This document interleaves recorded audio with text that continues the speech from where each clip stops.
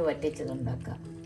അതിനായി 1/2 കിലോ കൂന്തൽ കഴുകി വൃത്തിയാക്കി അതിൻ്റെ അകത്തുള്ള എല്ലാ സാധനങ്ങളും കളഞ്ഞ് നല്ല വട്ടത്തിൽ അരിഞ്ഞു വെച്ചിട്ടുണ്ട്. ഇതേപോലെ റൗണ്ട് ഷേപ്പിൽ. പിന്നെ ഈ കറിക്ക് ആവശ്യമുള്ള മറ്റ് സാധനങ്ങൾ: ഒരു 7-8 വെളുത്തുള്ളി ചതച്ചത്, ഒരു ചെറിയ കഷ്ണം ഇഞ്ചി ചതച്ചത്, ഒരു 2 സവാള അരിഞ്ഞത് ചെറുതായി, ഒരു 15 കുഞ്ഞുള്ളി അരിഞ്ഞത്, ഒരു 3 പച്ചമുളക് കീറി വെച്ചിട്ടുണ്ട്, 2 തണ്ട് കറിവേപ്പില, ഒരു വലിയൊരു തക്കാളി അരിഞ്ഞത്, ലാസ്റ്റ് ചേർക്കാനായി മല്ലിയില, ഉപ്പ്, വെളിച്ചെണ്ണ, ആവശ്യത്തിന് വെള്ളം, കടുക്, ഉലുവ, ഒരു ചെറിയ നെല്ലിക്കയുടെ വലിപ്പത്തിൽ പിഴുപുളി ചൂടുവെള്ളത്തിൽ കുതിരാനിട്ടിട്ടുണ്ട്. പിന്നെ മസാലപ്പൊടികൾ: മുളക് പൊടി, കാശ്മീരി മുളക് പൊടി, മല്ലിപ്പൊടി, മഞ്ഞൾപ്പൊടി, പിന്നെ കുരുമുളക് പൊടി. ഈ കറിക്ക് നമ്മൾ കൂടുതൽ കുരുമുളകാണ് ചേർക്കുന്നത്. ഇത്രയുമാണ് ഈ കറിക്ക് ആവശ്യമുള്ള സാധനങ്ങൾ. ഇനി ഇതെങ്ങനെ ഉണ്ടാക്കാമെന്ന് നോക്കാം. കടായി അടുപ്പിൽ വെച്ച് സ്റ്റൗ കത്തിക്കാം. കടായി ഒന്ന് ചൂടാകട്ടെ. കടായി ചൂടായിട്ടുണ്ട്. ഏകദേശം 2 ടേബിൾ സ്പൂൺ വെളിച്ചെണ്ണ ഒഴിക്കാം. വെളിച്ചെണ്ണ ഒന്ന് ചൂടാകുമ്പോൾ 1/4 ടീസ്പൂൺ കടുക്,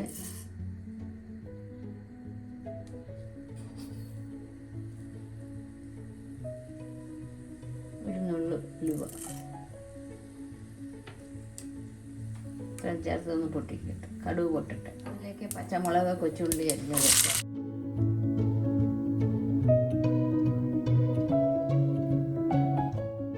കറിവേപ്പിലയും വഴറ്റി കൊടുക്കാം.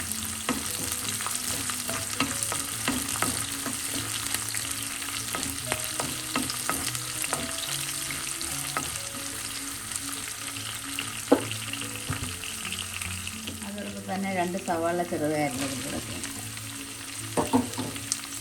അതൊന്ന് ഇളക്കി കൊടുക്കാം.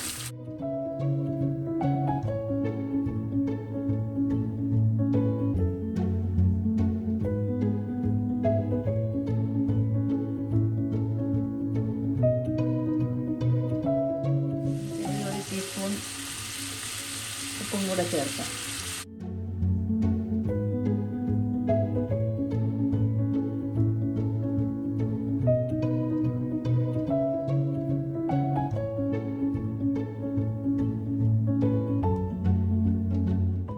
ഉള്ളിയൊക്കെ ചെറുതായി ഒന്ന് വാടാൻ തുടങ്ങിയിട്ടുണ്ട്. ഈ സമയം നമുക്ക് ഇഞ്ചി വെളുത്തുള്ളി ചതച്ച് ചേർക്കാം.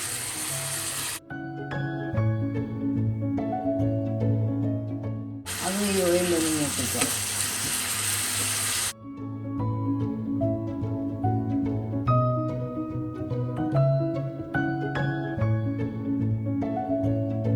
എല്ലാം കൂടെ ചേർത്തൊന്ന് വഴറ്റും.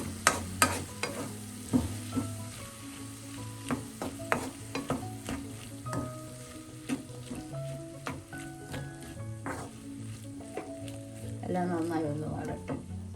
ഉള്ളി വഴലുന്ന സമയം കൊണ്ട് നമുക്ക് മസാലപ്പൊടി തയ്യാറാക്കാം. അതിനായി ഒരു ബൗളെടുത്ത് ആദ്യം നമുക്ക് 1/2 ടീസ്പൂൺ മഞ്ഞൾപ്പൊടി, 1 ടീസ്പൂൺ കാശ്മീരി മുളക് പൊടി, 2 ടീസ്പൂൺ മല്ലിപ്പൊടി,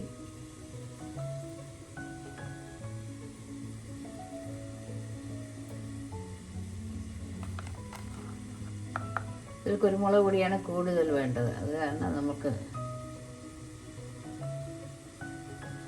2 ടീസ്പൂൺ കുരുമുളക് പൊടി.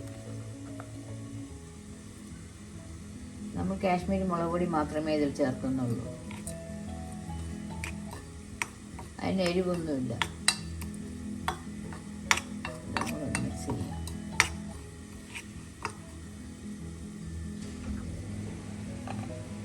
ഒരു 1/4 ടീസ്പൂൺ എരിവെള്ള മുളക് പൊടിയും കൂടെ ചേർക്കാം.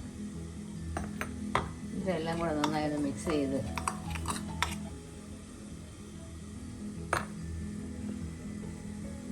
കുറച്ച് വെള്ളം കൂടെ ചേർത്ത് നമുക്കൊന്ന് മിക്സ് ചെയ്യാം.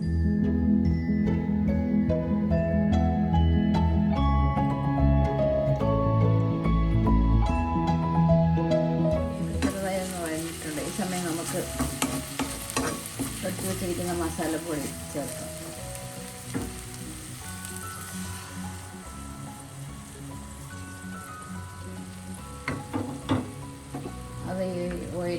മൂക്കട്ടെ.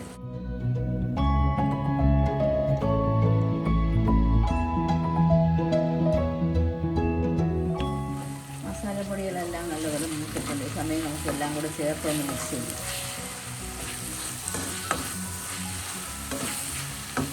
നമുക്ക് അരിഞ്ഞിട്ടിരിക്കുന്ന തക്കാളിയും കൂടെ ചേർക്കാം. അത് ഇതോടൊപ്പം നല്ലതുപോലെ ഒന്ന് മിക്സ് ചെയ്ത് ഒന്ന് വഴറ്റാം.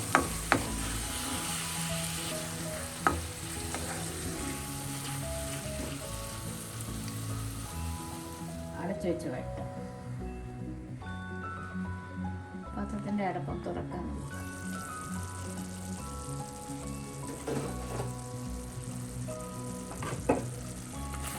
തക്കാളിയെല്ലാം വെന്തുടഞ്ഞിട്ടുണ്ട്.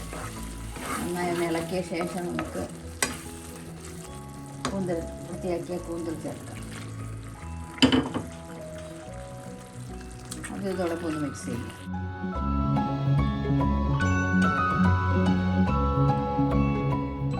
മിക്സ് ചെയ്ത് 2-3 മിനിറ്റ് ഒന്ന് വഴറ്റാം.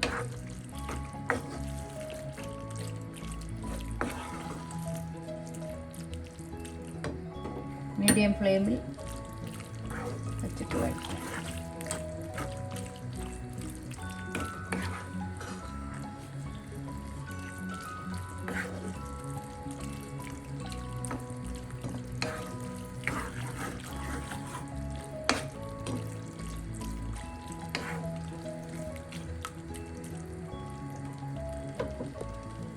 നമുക്കിതിലേക്ക് നേരത്തെ ചേർത്ത മസാലയുടെ അരപ്പിൻ്റെ ബാക്കി വെള്ളം ചേർക്കാം. ഇത്രയും വെള്ളം മാത്രമേ നമ്മൾ ചേർക്കുന്നുള്ളൂ. എല്ലാം കൂടെ ഇളക്കി ഒന്ന് അടച്ചു വെച്ച് വേവിക്കാം.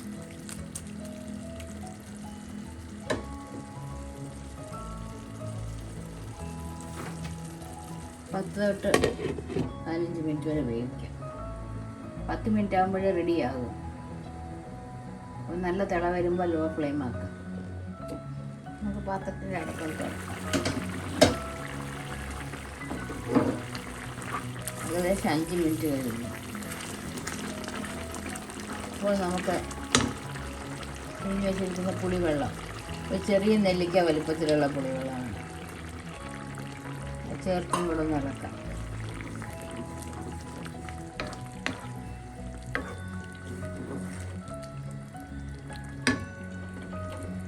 ഉപ്പും കൂടെ ഒന്ന് നോക്കാം.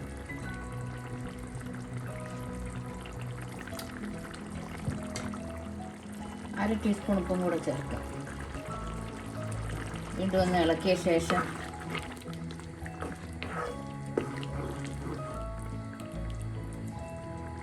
അടച്ചു വെച്ച് 5 മിനിറ്റ് കൂടെ വേവിക്കാം.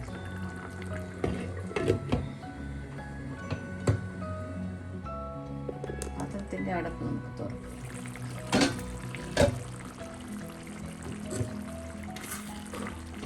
പിടിയിൽ നിന്നെല്ലാം വെള്ളം ഇറങ്ങി, കൂന്തലിൽ നിന്ന് വെള്ളമെല്ലാം ഇറങ്ങിയിട്ടുണ്ട്.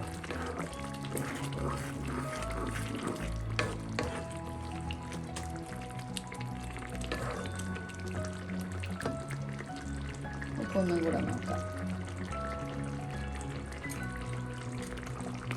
ഉപ്പൊക്കെ ആവശ്യത്തിനുണ്ട്.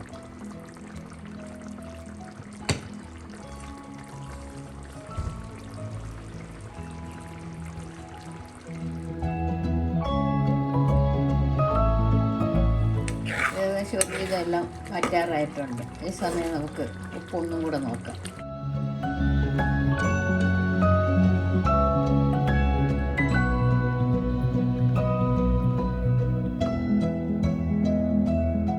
ടീസ്പൂൺ ഉപ്പും കൂടെ ചേർക്കാം.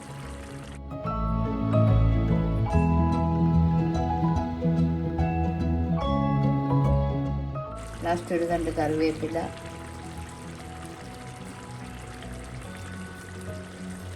ചേർത്ത് ഇളക്കാം.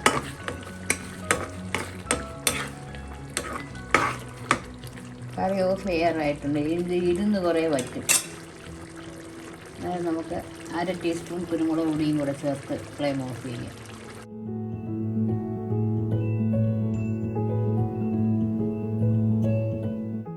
കുറച്ച് മല്ലിയിലയും കൂടെ ചേർക്കാം.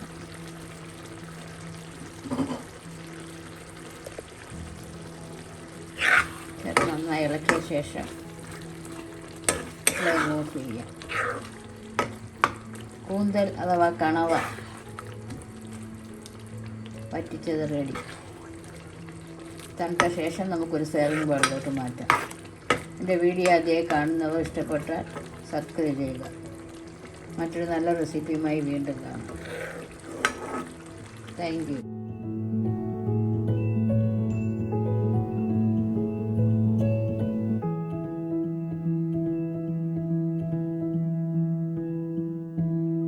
അടപ്പ് തുറക്കാം. കറിയെല്ലാം വറ്റിയിട്ടുണ്ട്. കൂന്തൽ വറ്റിച്ചത് അഥവാ കൂന്തൽ വറ്റിച്ചത് റെഡി.